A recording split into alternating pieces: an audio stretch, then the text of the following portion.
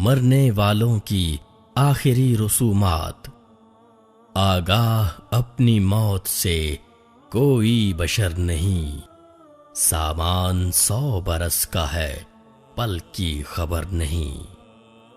موت برحق ہے، تاہم مرنے کی رسومات ہر قوم اور معاشرے کی اپنی اپنی ہیں۔ ان میں سے کچھ بہت دلچسپ بھی ہیں تو کئی بہت ظالمانہ۔ آئیے ایک جائزہ لیتے ہیں۔ مردوں کو محفوظ کرنا۔ قدیم مصر میں بادشاہوں اور امراء کی لاشوں کو ممی کی صورت میں محفوظ کیا جاتا تھا۔ ان کا عقیدہ تھا کہ اس طرح مرنے والے کی روح اگلے سفر تک محفوظ رہتی ہے۔ برف میں رکھنا۔ قدیم زمانے میں لوگ مردے کو برف میں محفوظ کر لیتے تھے۔ ان کا ماننا تھا کہ ہو سکتا ہے مستقبل میں کوئی ایسی دوائی مل جائے جس کا استعمال کر کے اپنے پیاروں کو دوبارہ زندہ کیا جا سکے۔ سمندر میں رسومات۔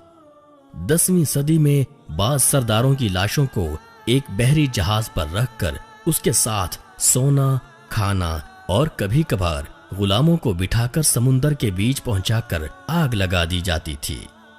مردے درختوں پر۔ آسٹریلیا، برطانیہ، کولمبیا اور سربیا کے کچھ قبیلے لاش کو درخت کی جڑوں اور شاخوں سے باندھ کر چھوڑ دیتے تھے۔ مینار پر لاشیں۔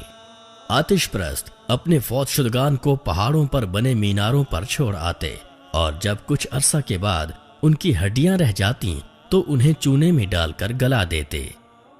مردے کے ساتھ انگلیاں بھی جائیں گی۔ مغربی پاپوا گنی کے دانی قبیلے کی خواتین اپنے مرنے والے پیاروں کے ساتھ انگلیاں کاٹ کر دفن کر دیتی تھیں، جس سے وہ اپنے دکھ کا اظہار کرتیں۔ Aqua machine. امریکہ میں ایسا بھی ہوتا ہے کہ لاش کو ایک مشین میں رکھ کر ایک خاص درجہ حرارت پر چلایا جاتا ہے، جس سے جسم مائع میں تبدیل ہو جاتا ہے۔ لاش خلا میں۔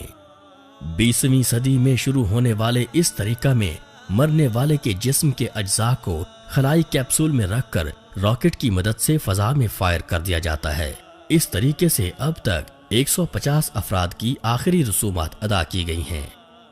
لاشیں پرندوں کے لیے۔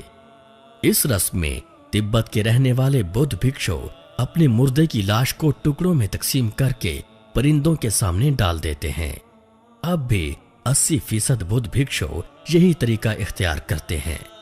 اسلام نے فوت شدگان کو زمین میں دفن کرنے کا حکم دیا، جو ایک فطری طریقہ کار ہے، اور جس طرح انسان کو زندگی میں عزت و تکریم سے نوازا ہے، موت کے بعد بھی اس میں کمی نہیں آنے دی۔